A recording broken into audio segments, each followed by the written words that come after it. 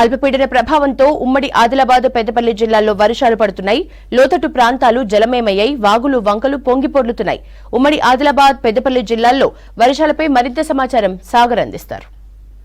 గతంలో ఏర్పడిన అల్పపీడన ప్రభావంతో ఉమ్మడి ఆదిలాబాద్ పెద్దపల్లి జిల్లాలో వర్షం మోస్తరు నుంచి అతి భారీ వర్షాలు పడుతున్నాయి. ఇప్పటికే వాతావరణ శాఖ కూడా హెచ్చరించింది. లోతట్టు ప్రాంతాల్లో ఉన్న ప్రజలందరూ కూడా సురక్షితంగా ఉండాలి. అధికారులందరినీ కూడా అలర్ట్ జారీ చేస్తుంది.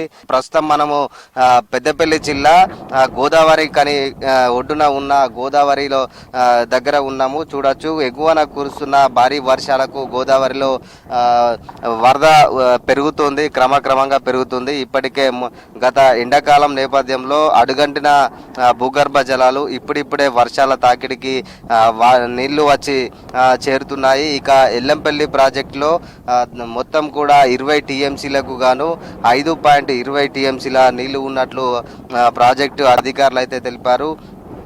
ఇక కాళేశ్వరం ప్రాజెక్టు లోని మేడిగడ్డ, అన్నారము, సుందిల్లా బ్యారేజ్లలో వరద తాకిడి పెరిగింది.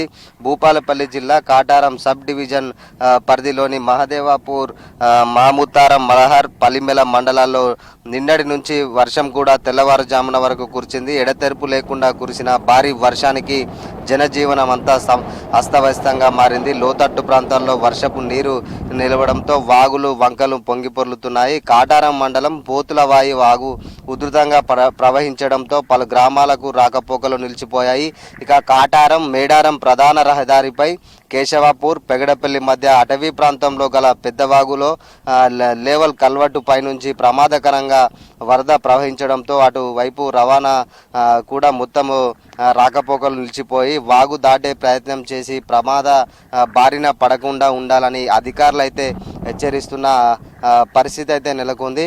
ఇక మంచిర్యాల జిల్లా బెల్లంపల్లి నిన్న రాత్రి 2 రోజులుగా కురుస్తున్న వర్షాలకైతే నెన్నెల మండలం భీమిని, కన్నెపల్లి, కాశీపేట, తాండూర్, వేమనపల్లి, బెల్లంపల్లి మండలాల్లో కురుస్తున్నాయి వర్షాలు. భీమిని, కన్నెపల్లి మండలాల్లో ఉప్పొంగిన ఎర్రవాగు మొత్తం కూడా మొత్తము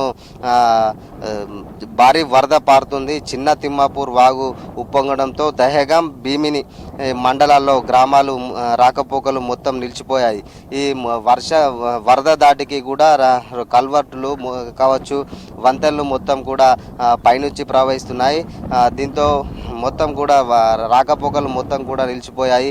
ఇక బెల్లంపల్లి నియోజకవర్గంలో పలు చోట్ల పత్తి కావచ్చు, పత్తి పంట మొత్తం కూడా మునిగిపోయింది. మొత్తం నిన్న రాత్రి భీమిని, కన్నెపల్లి, వేమనపల్లి మండలాల్లో కూడా విద్యుత్ సరఫరాకు అయితే మొత్తం కూడా అంతరాయం ఏర్పడింది. ఇక ఎల్లంపల్లి విషయానికి వస్తే మొత్తం కూడా నీళ్ళని మొత్తం స్టోరేజ్ చేస్తున్నారు. మొత్తానికైతే అది అప్రమత్తంగా ఉండాలని చెప్పేసి చెప్తున్న పరిస్థితి అయితే నెలకొంది. కెమెరా పర్సన్ మల్లేష్తో సాగర్, V6 న్యూస్, గోదావరి కని.